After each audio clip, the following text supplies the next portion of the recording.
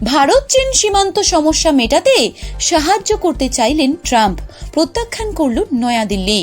হিমালয় ঘেরা প্রকৃত নিয়ন্ত্রণ রেখা এলএসির ভারত চীন টানাপোড়েনের আঁচ পৌঁছে গেল আমেরিকাতেও।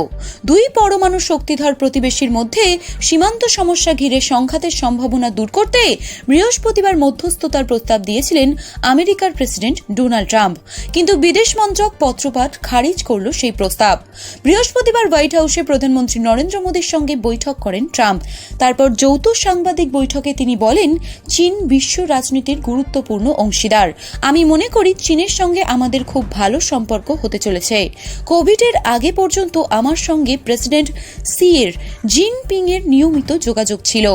এরপরেই মোদীকে সম্বোধন করে ট্রাম্প বলেন, এবার আমি ভারতের প্রসঙ্গে আসছি। আমি সীমান্ত সংঘর্ষের আবহ দেখতে পাচ্ছি, যা খারাপ বিষয়। যদি সুযোগ থাকে আমি সাহায্য করতে চাই, কারণ এটি বন্ধ করা উচিত। প্রধানমন্ত্রী মোদী সরাসরি ট্রাম্পের ওই মন্তব্যের প্রেক্ষিতে কিছু বলেননি, তবে বিদেশ মন্ত্রক শুক্রবার নাম না করে আমেরিকার প্রেসিডেন্টের প্রস্তাব কার্যত খারিজ করেছে।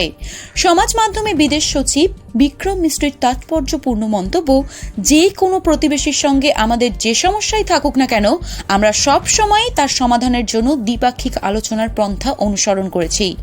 ট্রাম্পের প্রস্তাবের প্রেক্ষিতেই মিশ্রির ওই মন্তব্য বলে মনে করা হচ্ছে।